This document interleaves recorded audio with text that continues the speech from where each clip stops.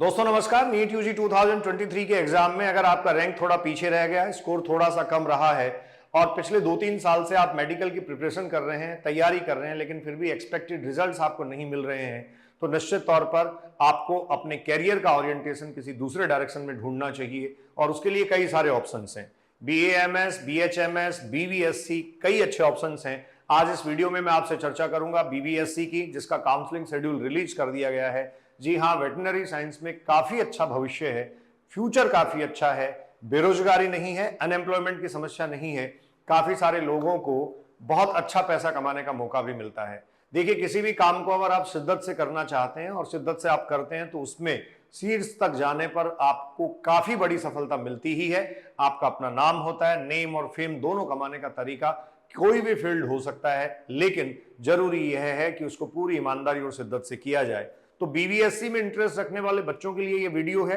आपको मेरी counselling team पूरा सपोर्ट करेगी। आइए काउंसलिंग के कुछ फैक्ट्स पे बात करते हैं। वेटरनरी काउंसलिंग ऑफ इंडिया ने अपना शेड्यूल एकेडमिक ईयर 2023-24 के लिए रिलीज कर दिया है।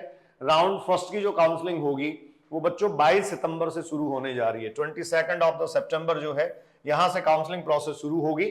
22 सितंबर से लेकर आप क्या कर सकते हैं, 22 सितंबर से रजिस्ट्रेशन शुरू कर सकते हैं। उसके बाद में चॉइस फिलिंग प्रोसेस कर सकते हैं। सीट अलॉटमेंट जो है वो 26 सितंबर को होगा, 26 सितंबर, और इस रिजल्ट का अनाउंसमेंट जो है वो 26 सितंबर को 18 आवर्स लिखा है, इसका मतलब है शाम 6 बजे अनाउंसमेंट हो जाएगा।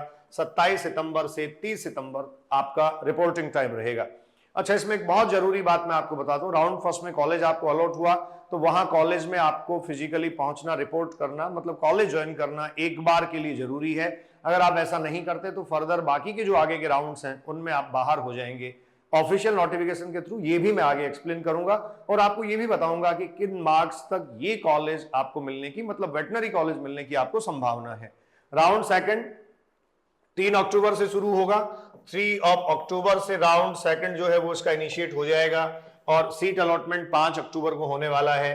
6 अक्टूबर से 9 अक्टूबर तक इसका भी आपको जो है वो क्या करना होगा, जो ज्वाइनिंग और रिपोर्टिंग प्रोसेस है वो करना होगा।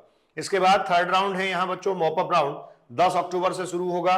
मॉपअप राउंड जो है उसका रिजल्ट अनाउंसमेंट 12 अक्टूबर को हो जाएगा और 13 की ज्वाइनिंग है। और इसी तरीके से फाइनली स्ट्रो वैकेंसी राउंड है। तो एक तरीके से ये ऑल इंडिया काउंसलिंग प्रोसेस है। वेटनरी काउंसिल ऑफ इंडिया जो वीसीआई है उसने अपना शेड्यूल जो है वो जारी कर दिया है।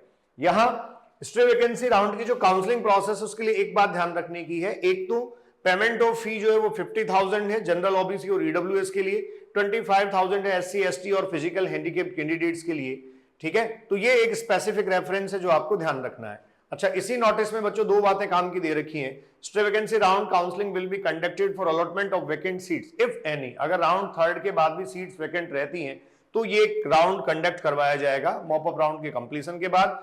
There will be no fresh registration however, there will be no fresh registration however. Payment of stray vacancy fee of ₹50,000 for general OBC EWS और आरएस लिखा है, 25,000 for SC ST and physical candidate is mandatory. The candidate who are allotted seats reported or not reported to respective college in round first, round second and mop-up round will not be eligible for straw vacancy round process। इसका मतलब round first, round second या mop up round में कहीं अगर आपने college allot हुआ और आपने पार्टिसिपेट नहीं किया, आपने ज्वाइन नहीं किया या रिपोर्ट नहीं किया, तो डेफिनेटली आप स्ट्रो वैकेंसी राउंड में पार्टिसिपेट नहीं कर पाएंगे। तो ये एक काउंसलिंग का शेड्यूल था। अब देखिए इसके एक नोटिस पे चलते हैं। ये देखिए बच्चों, काउंसलिंग प्रोसेस रिलेटेड जो नोटिफिकेशन है उसका एक रूल मैं यहां पढ़ रहा हूं आपके सामने। The candidate who have been allotted seat in round first but not reported for admission to allotted college shall not be allowed to participate in further round of counselling. अगर राउंड फर्स्ट में allotted seat आपने नहीं ली तो further round में participate करने का process आपके पास नहीं होगा। मतलब यहां जैसा एमबीबीएस और बीडीएस का आप काउंसलिंग प्रोसेस देखते हैं उसमें फ्री एग्जिट का सिस्टम होता है, यहां किसी भी प्रकार से आपको फ्री एग्जिट नहीं मिलेगा। उसके बाद में राउंड सेकंड के लिए दे रखा है registration and payment of fee by fresh candidate, second में आप कर सकते हैं।